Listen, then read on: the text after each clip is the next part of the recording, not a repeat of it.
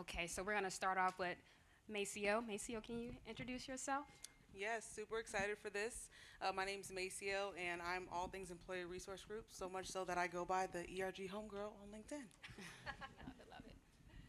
I'm Giselle Badley. I have a really long title, but so just recently I had learning and development added to my title, but I'm with Yahoo and I'm global head of emerging careers and learning and development. Have been in the DEI slash recruiting space for over 12 years. Hello, everyone. I'm Jenni Lewis. I am an inclusion and diversity lead at Block. And Block owns several products which you may be familiar with: Square, Cash App, Title, and TBD, in case you got the last panel from my colleague. Hello, everyone. My name is Kham Ward. I'm the founder and the CEO of Black Men in Tech, a nonprofit focused on access, resource, and community for Black men and Black people. Super excited to be here today. I'm also a former Chief Diversity Officer, both in higher education and in the tech space. Amazing, amazing. All right, so let's get it started with the icebreaker. I love a good icebreaker question. Y'all do? Okay. All right. So, in one word, how would you guys, each of you, describe the state of diversity, equity, inclusion, and belonging, and culture, too, Giselle? Oh, you're start. Oh yeah. Do you want me to start? Yeah, Or? yeah, Okay, go ahead. You sure. got the mic. I would say resilient. I think we know there are a lot of things changing when it comes to the conversation around DE&I, and it's becoming a bit more sticky with some of the new legislation and other things that are taking place. But I would say resilient because we've been here before. If you've been following it, I know I've been at this for 12 years, and I know all of us collectively have had a nice tenure of experience in this space. We've seen this roller coaster ride, but we're resilient. For people like us who are still in it, that are still doing it, it's important. So that's how I would describe it. I would probably say pivoting as my word. I think that, one, obviously, corporations are pivoting kind of their take on DIB in general, but I think also to our side of the conversation as like practitioners in terms of how we approach it and how we speak to people is also kind of pivoting right now too. Absolutely. You care to go? Yeah, ladies first. Oh, okay. Thank you. I would say that it's still worthy. And we're in a really Yes, yes. crunchy time where, diversity and inclusion and equity have become the next bad word. And so you see companies walking away from their commitments. You see people afraid to talk about this on large platforms or make large statements. But I still think that despite where we are in this point in time with this conversation, it's still a worthy one to be discussing and to be having on platforms like these. Absolutely, absolutely. I would say fluid. Mm. It's something that changed over time, but it's still consistent and still needed. I would also compare it to water because if you got a little bit of water, you'll make it. But if you fill it up and it's overflow, when all of us band together, that we find a way to make this thing happen and make our diversity move in a way that impact our community. So fluid would be the word I'll use to describe Okay. diversity. Awesome, awesome. All great answers. And I think it's a perfect segue into my next question because, as you guys said, this is kind of um, the word you guys use is that evolving, fluid. So much more to go in this space. I'm curious, though, given the rollback that we've seen in DEI, starting in academia, I would say, after the overturning of affirmative action, we're seeing this kind of cascading effect across several industries and sectors. What is the most surprising thing or unexpected outcome that you all have witnessed so far in your own roles? I would say, with the rollback of DEI, even for a lot of corporations, it's actually really ironic. Just because I think right now, a lot of people more than ever before want to be able to show up at work as themselves, and they want that personalized work experience where they can show up as themselves and also have a great experience. So it's actually really ironic, even the people who are pushing back on DEI, where they also too want some sort of customized work-life flow. So I think that that's always just been a little bit surprising to me that there has been pushback, even though right now, in the same way that people push back and say, "Well, I want to work remotely," or I'm a parent or a caregiver, I need customization, and I need you all to treat me differently in the workplace." That's still an aspect of DEI, but it's kind of surprising that they don't know that yet. So it's interesting. You know, I'm going to add into that one. So, you know, the same way you're surprised that people are pulling back, I am too. So when I said I'm head of emerging careers, I lead our emerging careers recruiting function, which, by the way, we changed our title from university recruiting to emerging careers because we know that a college education is not, it should not be the barrier to getting a job. But when it comes to surprising, me being in this space, 40% of Gen Z identify as non-white. So when you talk about your future customer base, when you talk about your future employees, your future leaders, 40%. So if you think about millennials, I think we were around 30-ish% non-white. If you look at, I think the generation Gen X before us was around 18% non-white. So that's how big of a jump we've made since Gen X to now, to Gen Z being 40%. So it is a business imperative. Like, I am shocked that we are having these conversations when, at the end of the day, you know, they have a voice. They're going to be our customers. They're entering our workforce. It is important that our workforce matches the people that we are looking to attract.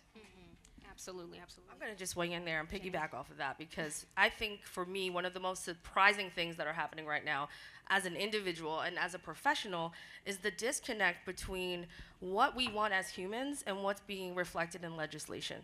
So we have this disconnect where DEI has become a naughty word, right? And we have people utilizing it to discredit other folks that have well earned their place in these rooms.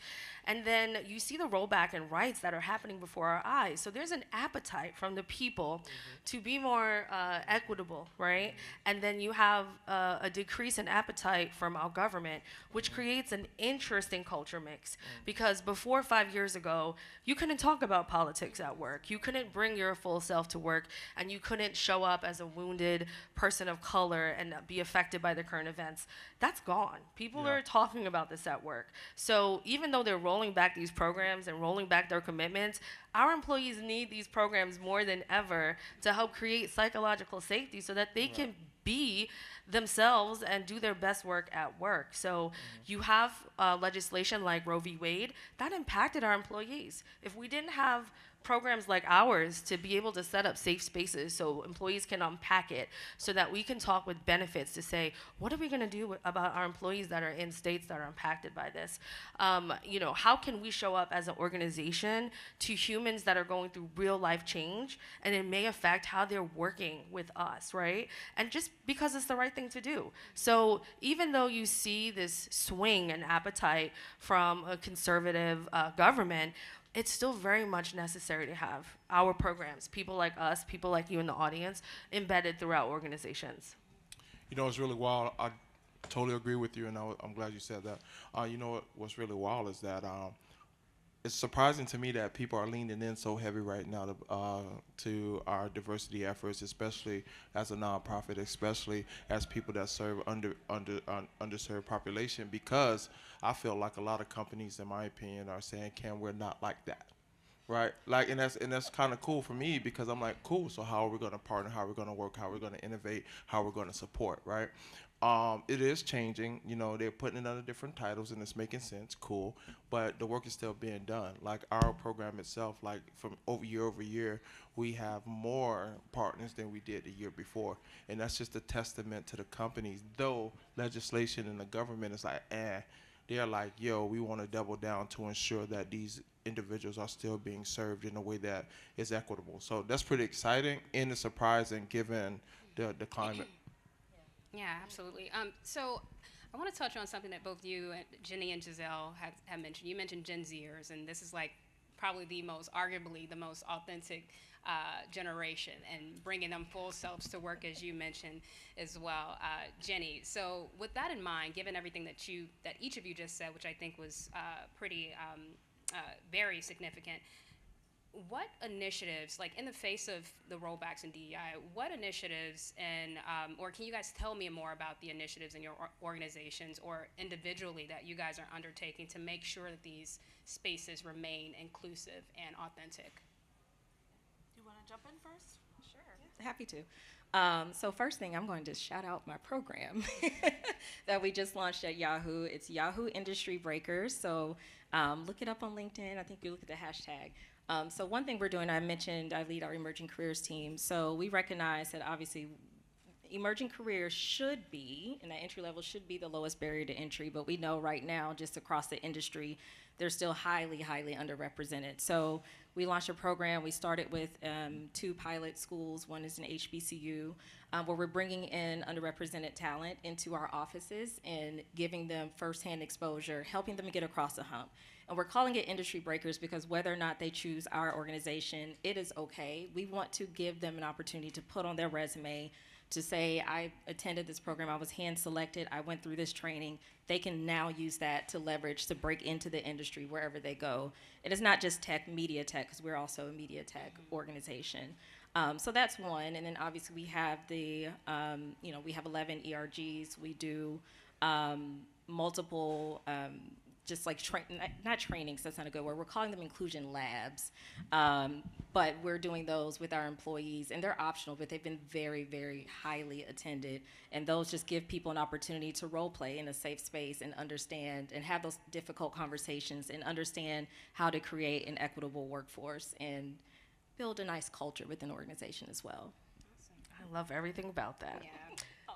I know. That's So amazing. we have similar programs. I think you'll find a lot of similar programs across tech industries that have robust ERG programs. We have 14, and they really do make a difference, right? So when I heard about our 14 programs, and one of them was a return to work program for formerly incarcerated individuals, I knew that this was a company that I wanted to work for because they were making investments outside of them. And so I could talk to the internal programming that we do, but what makes me proud to work where I do and what I think attracts candidates of color is our mission. And our mission at the end of the day is to empower economic access. So we know that there's gender divides, race lines, but the biggest divide I see is poverty, right? And I see that there's an economic divide that keeps our folks out of spaces where they feel like they don't belong. And so we try our best to knock those down.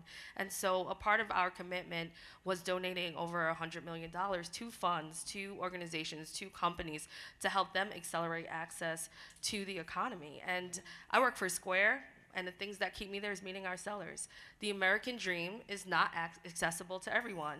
And so when we live under that paradigm, we have to make our own dreams sometimes a reality. And so being able to be a part of a story where we help unlock that dream for so many folks of color, so many women, so many underrepresented communities, I think is really empowering, and why the folks that work there stay there. Kham, I would love to get your perspective. You didn't make that Forbes 30 under 30 for nothing. Hey. So, We love that. talk about the black men. Come on. Yeah, so as a whole, there is an opportunity. What we build at Black Men in Tech is the opportunity for individuals to feel trusted and feel like they can be vulnerable in the spaces, right? So that's the 2 key indicators. Black people as a whole, but particularly black men, when we get together and connect. Our entire activities methodology is built on that, but consistency is, in my opinion, is one of the key indicators to trust. All right, how consistent are you in the community? How often do you come in? The reason why we built Black Men in Tech is because we wanted a space for black men to be able to stand up and do their job, which is protect their community and serve it. Right, so when you think about those things, and you think about the in-tech piece, right, and people that's breaking in tech, that sort of thing, we wanted to build a community, but we had to build it with trust and vulnerability. Inclusion is the key to moving the needle forward. My personal opinion, it might not be popular, my personal opinion is that diversity is easy. This room is diverse because all y'all showed up. Even in a room full of white men, the room is still very diverse. Inclusion is the hard work. People go from diversity to belonging and skip over inclusion. All right, inclusion is what make the sandpaper moments where people feel uncomfortable. Inclusion is the opportunity to learn and grow with someone and take it to that next level. So what we work on at Black Men in Tech is inclusion. If we get inclusion, then you show up as your authentic self every day, right? And then you get them jobs. We just got 3 new hires this past week. Y'all shout them boys out when they get a chance. We love that. Right. So that's the, in my opinion, that's the formula to work. You got to be inclusive, but you got to be okay when you're not the loudest voice in the room, and you got to be okay making space for the quietest voice. That's awesome. That's awesome. That church Powerful. music back on. Absolutely, absolutely. He just preached. So I do want to open this next question up to bring all of our panelists back into the conversation. What trends are you guys seeing in DEI, and what do you predict in the next 5 years? So I will just say, and actually it's almost a piggyback to what you were just saying, Kham, about the difference with diversity and inclusion. I just actually did a newsletter recently, which a little bit of a history lesson. Thinking back to the 1960s, desegregation is happening into the workplace. It's so interesting because a lot of people viewed that as like the finish line. Like, okay, great, now it's desegregated. But really, that was just the beginning of so many more problems and a whole new process. Really, integration, which I don't think that we hear too much about, but it's very similar in that same vein of inclusion. And interestingly enough, the workplace was never fully integrated, meaning that as in this case, when it came to desegregation, as black people, when they started coming into the workplace, ultimately, the idea, the successful version of black people coming into the workplace was they become like traditional white corporate America, and that was success. Where unfortunately, even down to this day, 60 years later almost, a lot of people still hold on to those corporate norms as success, where that's a problem that I see in the space, where even a little bit of tea, even some people in the diversity space still hold on to actually some of those traditional white corporate like normatives in terms of you have to show up like this to be successful. So that's an interesting thing, and this is beyond just race, but again, there's so many groups of people outside of white, male, straight, all these things. So if you're disabled, if you're LGBTQ, all these things. Typically with ERGs, what I see, well, one, they're for those groups outside of the corporate norm, so it's a space where you feel comfortable. But it is interesting, and as a trend, even though those spaces also were developed in the 1960s as this whole integration process has happened, there has not been that much progress when it comes to some of the things that black employees and employees, again, outside of the corporate norm are experiencing. There's even a book that it was just trending on Twitter. It's always Twitter to me. But it was trending on Twitter from the 60s. It was called Integration is a Bleep, we'll call it that. And look it up if you haven't seen it. It was interesting. Like a black man wrote it in the 60s. It's like all comics almost. But a lot of the things that he was saying he was experiencing back then is the same thing that I've experienced in some cases and I've heard from a lot of people. So all that to say, when it comes to ERGs, ultimately, I think that there's an interesting trend where people are feeling more comfortable, at least if nowhere else. Like I can be myself in this space, which is a win, but also as a trend, just like with DEI, a lot of companies are pulling back because there's been a lack of resources, or even when it comes to ERGs in particular, good resources to help them succeed. So that was my ramble. Can I jump in right after that? Yeah, absolutely. Go ahead. Sorry. The reason why I wanted to jump in after you is because you mentioned something that I actually was going to touch upon. You said the 1960s, right? So when you think about corporate diversity and inclusion programs, they started in the 1960s. So we cannot use my grandpappy's diversity and inclusion programming to solve today's problems. And so this field should be emerging. This field should change. This field should very well be evolving, because at this point in time, many corporations are still using yesterday's metrics to define success for diversity and inclusion. So when I think about this space of this industry and what's going to happen in the next 5 years, I think us as practitioners and companies need to evolve the way that we capture metrics. And we can't just look at representation anymore, because we know that's a long game, right? And we can't bench success on a long game, because we can't individually fix systematic racism.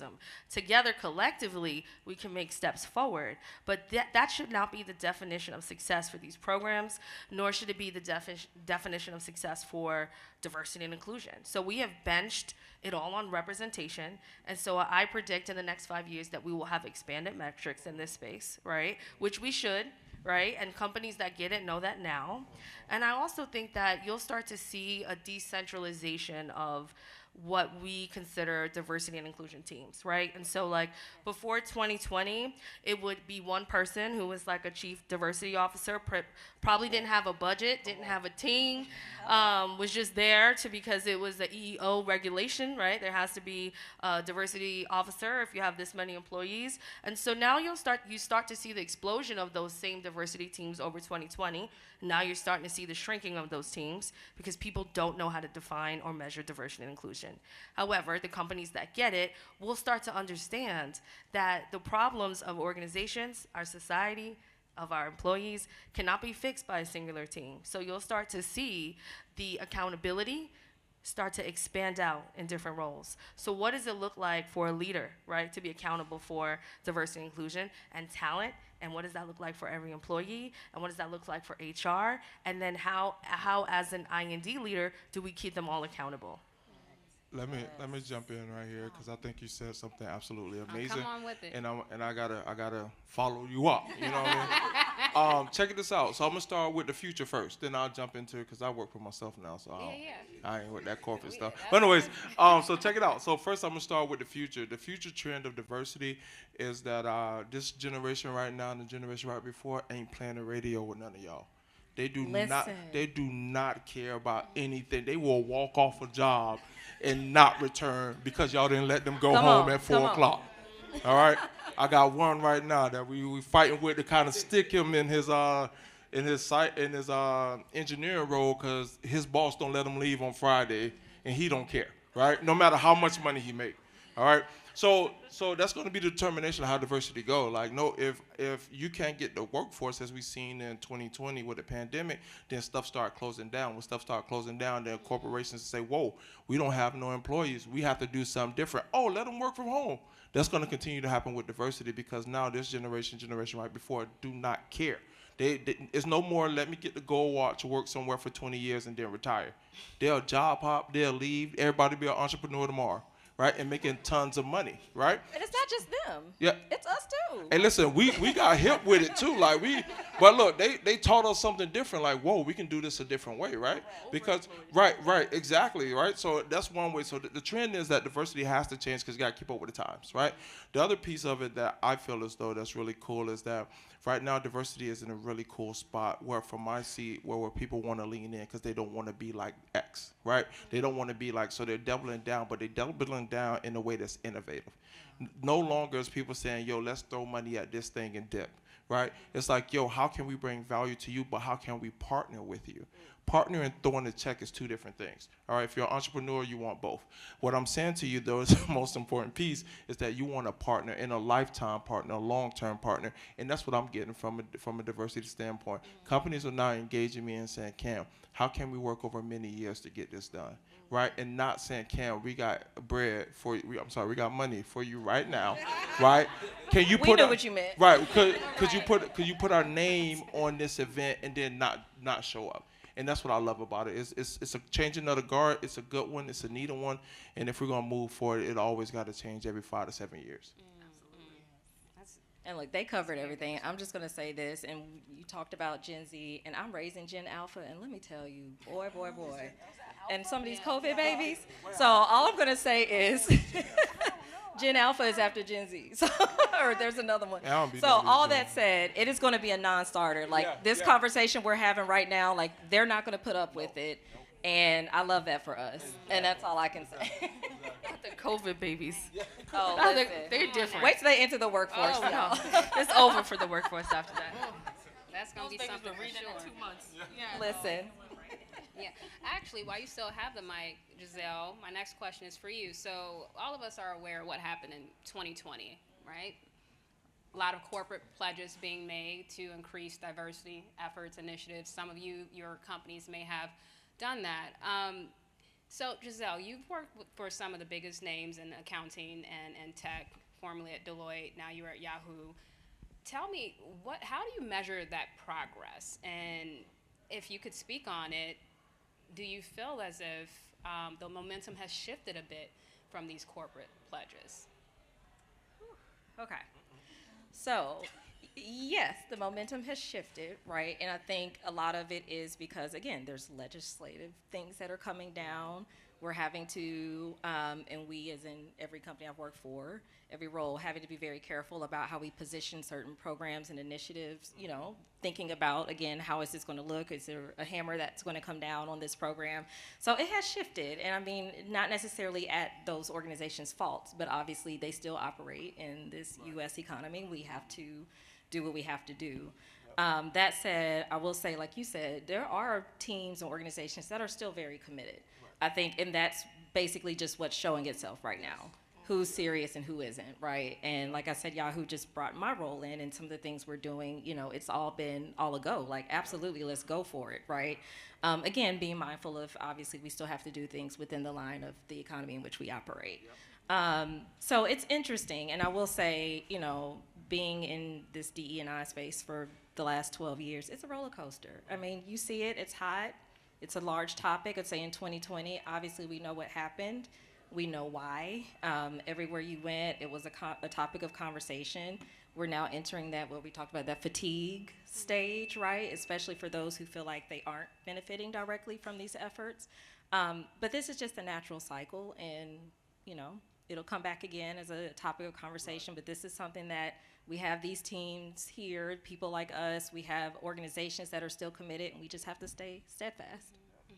So speaking off script a little bit, Jenni and I were chatting about something that I thought was pretty exceptional. I mean, you're amazing, but she mentioned to me something. I'm gonna butcher this, but something along the lines of behavioral psychology and how, and not to be facetious, but you could almost expect the momentum to shift. While it was great while it was happening, you know, you're like, this is going to happen anyway. So can you talk a little bit more about that? Absolutely. It's human psychology. We are, in order to survive and to be here after millions of years of evolution, change resistant, right? And so when you think about it, like, think about how you feel January 1st. You wake up ready to go to that gym every damn day. You ain't eating no more pork, chicken, potato chips, nothing. You make these for 31 and a half days, right? And if you don't see the results, and if you don't feel rewarded as a human, then you go right back to your conditioning, right? And so organizations, when you think about them as human beings as well, organizations are going to go back to the status, right? And so that's why it's important for us to expand on the way that we talk about this work and we reward it. And we have to think about how we embed success often. We talk about success often. We talk about the wins often, so that naturally you are rewarded from a psychological standpoint to keep doing it and to keep moving forward. So I was not surprised at all about the company rollbacks, right? Because that is what happens, right? I am a marketer by nature. I spent 20 years in marketing and communications. It wasn't surprising there. What's surprising to me, like I told you before, was the legislation. And why? And I think it's because we had a moment where America looked in the mirror and said, we need to go to the gym. And that was 2020. Correct. Right? And then we all of a sudden were like, okay, we don't want to work out no more. Okay. But that big push and that big conversation where no one could avoid the simple fact that systematic racism is real. No one could avoid it. It was in our face. We was home. We couldn't look anywhere else. And that got them scared. And so when you start to have a whole country, the whole world looking at what is equity, the only way to get people to stop talking about it is to make it a dirty word, right? And so that is what we're seeing right now. Correct. And that is why you're seeing the pushback in legislation and laws and things that affect us as human, right? And so, like, we have a PR problem. I don't agree with changing the name of D&I, but it's a human problem now, right? That we need to address together as humans, right? As an ally to me, as an ally to you and everyone here, it goes far beyond corporate sponsorship of these programs. We are in a crisis right now where we really need to talk about it. Yeah. Speaking of, as you said, beyond corporate sponsorship, I want to transition into allyship. Thank you. Can y'all hear me? All right. Sorry if I was whispering. So allyship, and this is an open question. We talked about the policy initiatives that we've seen kind of dismantle or obliterate DEI initiatives. So what role does allyship play in fostering diverse and inclusive workplaces? And secondly, how does accountability look like? I want to toss that over to Maceo. If you could speak on it from an ERG perspective, and then whomever else wants to answer, that would be great. Yes, it's an interesting question. And for context, if you have ever been an ERG leader, can you raise your hand just so I can see? Oh, shouts out. Can we just do like a quick round of applause? just to say, for context, for those of you who don't know what ERGs are, they're volunteer communities, basically, or they're communities of employees that are made up of volunteers more than anything. So the concept of taking out your time, extra time that you're probably not getting paid for out of your day to support people feeling more so like they belong in the workplace, like that's just such a noble thing to do. Like I always respect people who are in the ERG space. Now when it comes to allyship, I actually have a lot of hot takes on what it looks like for allyship within ERGs, but I think one of the first ones that I'll really say, even in general as individuals, the first thing, even before holding other people accountable as allies, I would say is to hold yourself accountable. I mentioned it earlier that there are people, again, even people who are non-traditional corporate, who still expect other people to show up traditional corporate, or when someone does come into the office with their pink suit, or they are openly LGBTQ, like where there's a judgment there. And it's very interesting because that is actually, like anytime someone shows up authentically, although ironically it should be the easiest thing for us to do as humans, it is actually very hard. So when someone takes that step to do it, we should really be cheering them on and making it easier for them to show up authentically. So part of that is, one, us actually doing a self-analysis and seeing, am I showing up fully? Because every time that you shift yourself to fit into that corporate norm, you're basically co-signing it as, okay, this is the only way to be successful. So you have to check yourself to say, okay, am I showing up authentically? And am I being an ally to those who are trying to do the same? So I like to say that as a first and foremost, but even then, when it comes to ERGs, again, I have a lot of hot takes, I won't get too into it, but actually building a space for your people, for the people of the community that you support, is actually one of the best ways to educate allies and to hold allies accountable. Because I feel like allyship should be a little uncomfortable. Even when you go and you learn about a new culture, it's almost like when you're a tourist and you go and you travel to a new country, you're gonna feel a little out of your element, and I think that's okay. But as ERG leaders, I think it's important to not shift all of our programming to focus on allies.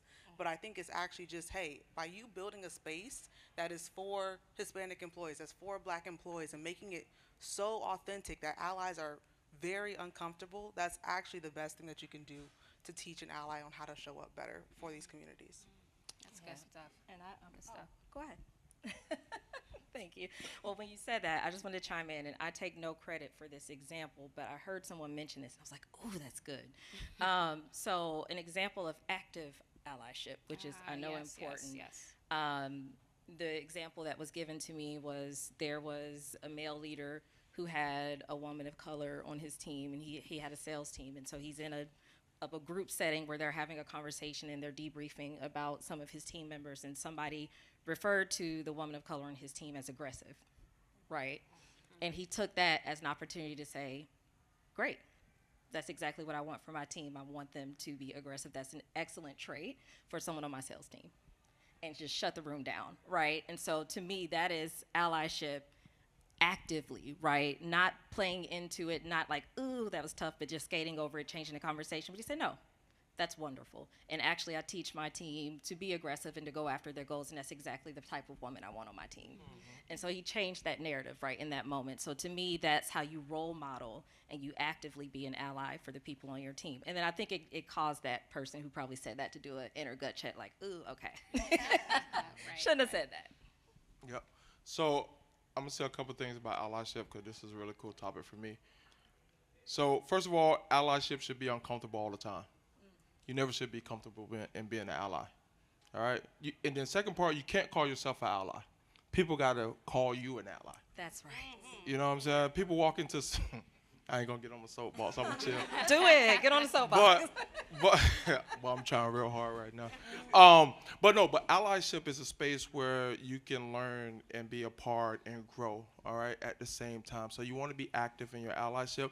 It should be uncomfortable. You cannot call yourself an ally. People, the community have to welcome you, and you have to sit down and be quiet, all right? Be in a space where you are a learner. Nobody needs you to speak for their community. All right, but actively learn in a space and then assist. When you talk about accountability and allyship, use your power and your privilege and your opportunity within your company or not to elevate the conversation with that certain group. I'm gonna say it again, 'cause I don't think y'all heard me. Use your power. Come on, Pastor. Yeah, use your power and privilege to elevate the group. Right? So if you have a platform, if you have a cool title, and you can support a group by using your power to speak in a room when they're not there, to give them opportunity for visibility, you do that. Then maybe they might call you an ally. All right? But also lastly, I'm gonna say this, don't be afraid to go into groups and territories where you don't think you should be. All right? I was just in an interesting conversation with a woman at lunch, and when I told her about Black Men in Tech, she said, "Oh, I don't want to come to your programs because I think it's just for men." And I said, I said, "Why not?" She said, "Oh, because it says Black Men in Tech." And what we need to do is rewrite the thought process. We had a beautiful 15-minute conversation where I got her thinking differently. I said, we need your consistent conversation to better our community. If you stay on a sideline and not get involved because you don't see enough Black male organizations, I said, no, we're going to center ourselves. Don't worry about that. We don't need you to stay out of it. We need you to get in it. Right? And get in it means using your power and your privilege and your opportunity to hear the narratives and the point of view of a Black male experience. So the next time you encounter that Black man or you encounter that situation, you're like, oh, I understand this because the boys taught me about this, right? I get where he's coming from because I understand him, right? So going all the days where we can say actively, oh, we don't want to be a part, we need to be allies to everybody. The accountability piece is that what platform are you using that you own, what platform that you're using that you have the power in to elevate that group under you. That's awesome. One quick thing. Did you I have knew this was something? going to be like, we didn't even get through half of these questions. Oh, my This is bad. how great this panel is. But yeah, go ahead. I'll say one other thing too about allyship. I think a lot of the times it's really just us learning how to be like decent human beings to other people. And sometimes when we frame it like that, even if you're having that trouble at your company, framing it in terms of this is just you understanding how to respect people who are different from you. That's ultimately what allyship is. So I think that sometimes we can even just uncomplicate it for people just to get them to let their guard down a little. That's really good. I do want to check on do we have any time for Q&A? Q&A? One question. One Okay. question. Man. All this goodness. All right. in there. Okay. Come I on. saw your hand up first, but yeah, Group question.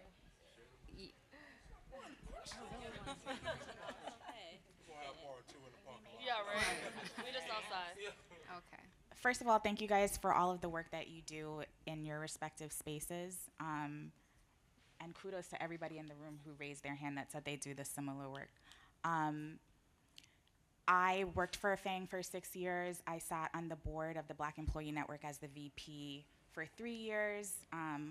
Part of my tenure was during George Floyd. I think it would be an understatement to say I'm a little bit jaded by the space. I did multicultural marketing for FANG. To your point, I thought that the writing was on the wall and it was easy to see that there was going to be a shift.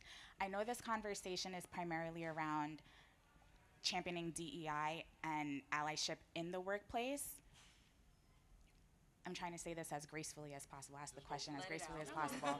I feel like the conversation, and again, I acknowledge I'm coming from kind of a jaded mind space. I feel like the conversation so far has been around how do you navigate in this difficult, fluid, sometimes hostile environment around DEI in the workspace. And I think that's important. I also now live a full-time founder lifestyle like Kham.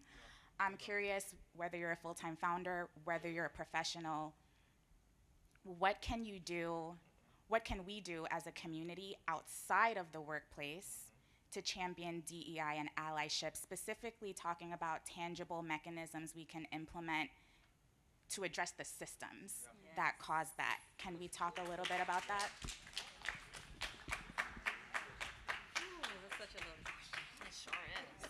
Y'all want to run it?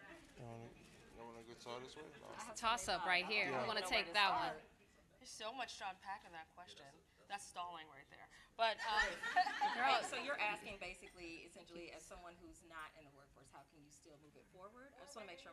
Or even if you're in the workforce, like, I think when I think about systems, right, like as a DEI leader, we were able to maybe sometimes get, yes, there are biases, but there are also systematic things keeping Black people from elevating. I focus on the Black community in my company, right? We could see that there were technical gaps, there were skills gaps, there were all of these things where, yes, there are biases, but once we got past those biases, these were other blockers that we then had to go and figure out. If it's a pipeline issue, how do we fix the pipeline issue? If it's if it's a technical skills issue, how do you go and make sure that you're getting the tech in front of students early enough? High school is not early enough. You talked about being your authentic self. In my corporate experience, authenticity was a buzzword, but it wasn't really what they were looking for. I literally had a manager send me a module about assimilation and how do you assimilate to drive your success, right? So if it's about like what's your executive presence like, and based off of how you grew up versus how your peers are growing up, like how do you address that, or how can we address that for people who are coming up, right? Like what are some just tangible things that we can address the system?